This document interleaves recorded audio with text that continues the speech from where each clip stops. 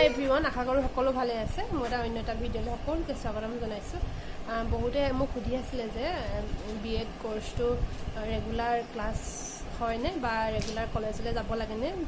হয়, ৰেগুলাৰ কলেজলৈ যাব লাগে। যদি গুৱাহাটী ইউনিভাৰ্চিটিৰ আণ্ডাৰত বা ডিব্ৰুগড় ইউনিভাৰ্চিটিৰ আণ্ডাৰত আপুনি য'তেই বি এড নকৰক, যিহেতুকে মানে এটা ফুল একাডেমিক প্ৰচিডিঅ'ৰ মতেহে আমি বি এড কোৰ্চটো কৰিব পাৰোঁ। ডিষ্টেঞ্চ মুডত সেইটো বেলেগ কথা, কিন্তু ৰেগুলাৰ ক্লাছলৈ যাব লাগে।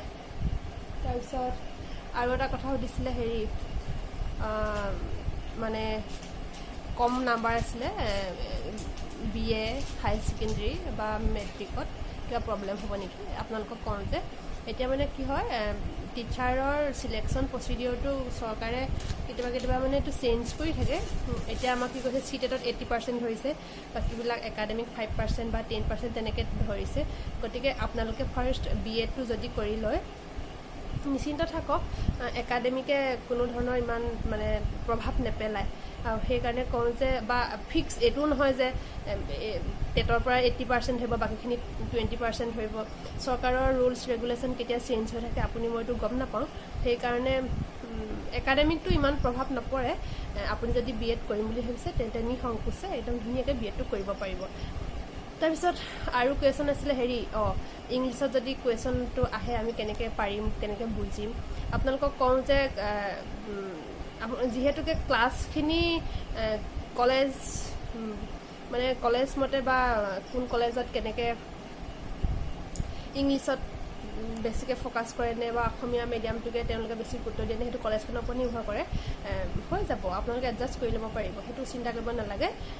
টাৰ্মছখিনিতো ইংলিছত থাকেই। আছামিজত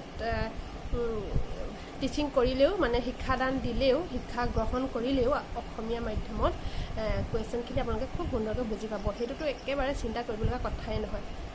আৰু কিছুমান বিশেষ কুৱেশ্যন আছিলে, মই নেক্সট ভিডিঅ'ত জনাম। আৰু বি এড সম্পৰ্কত যদি কিবা আপোনালোকে নতুনকৈ আপডেট জানিব বিচাৰে বা কিবা যদি ভিডিঅ' জানিব বিচাৰে তেন্তে মোক কমেণ্ট কৰিব, মই ৰিপ্লাই দিম বা ভিডিঅ' আকাৰত আপোনালোকক প্ৰেৰণ কৰিম।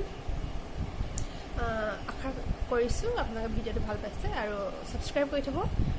বি এড যিহেতুকে মই বি এডৰ মানে আধাৰতেই মই ভিডিঅ'বিলাক প্ৰস্তুত কৰোঁ, গতিকে যদি আপোনালোকে ছাবস্ক্ৰাইব কৰি থয় তেতিয়াহ'লে নিশ্চয়কৈ সুফল পাব। ঠিক আছে, আজি পাইছোঁ।